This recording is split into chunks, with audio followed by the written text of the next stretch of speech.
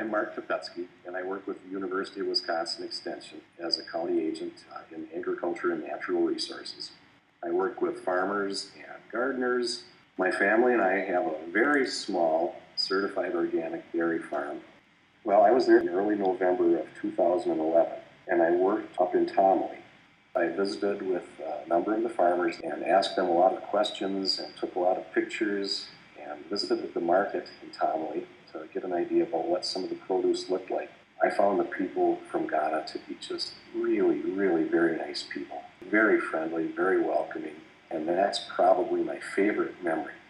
It was kind of nice for me to be able to recognize some of the challenges that they were having and see that they were some of the same things that people struggle with back here in the United States. The water supply, I can see is a huge problem for them, at least on the individual plot scale.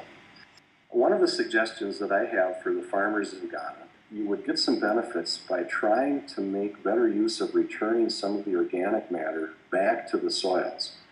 When I talk about organic matter, what I mean is if you have farmland that you've grown a crop on and you've got all this leftover plant residue that's out there that isn't good for anything as far as being able to harvest a crop from anymore, if that plant material is healthy, if it doesn't have any diseases or insect problems in it, by all means, don't burn that.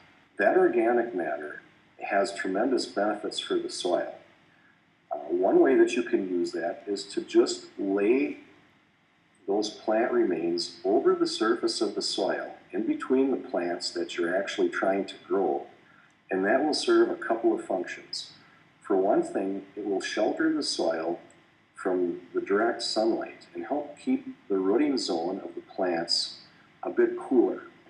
It also helps prevent some of the water that's in the soil from evaporating, and that will help make more of the water that you do have access to available to the plants, and that water that's in the soil will last longer. Another way that this works, besides just protecting the surface of the soil, is that the earthworms that live in the soil, along with some of the insects and a lot of the tiny little creatures that we can't even see, are responsible for improving the structure of the soil into little groups, has a space in between them that allows water to get into the soil, and it also allows air to get into the soil. So I think by incorporating using some of that organic matter as mulch on the surface of the soil, you're going to see some really wonderful benefits from that. Another idea for you to use is to incorporate growing a lot of different crops in a particular area so that you've got a big mix of different types of crops growing in the same area. So if you do have a pest, like a disease or an insect that could be a problem, it has to work a little bit harder to find all the plants that it could possibly affect. You can incorporate a lot of the different types of trees that are growing there, either using them to give you a little bit of shade in the plots where you're growing gardens, or as a source of nitrogen. The plants, the vines, and the trees that are members of the bean family we call legumes, and they can take nitrogen out of the air and convert it to a form that the plants need to use as a fertilizer.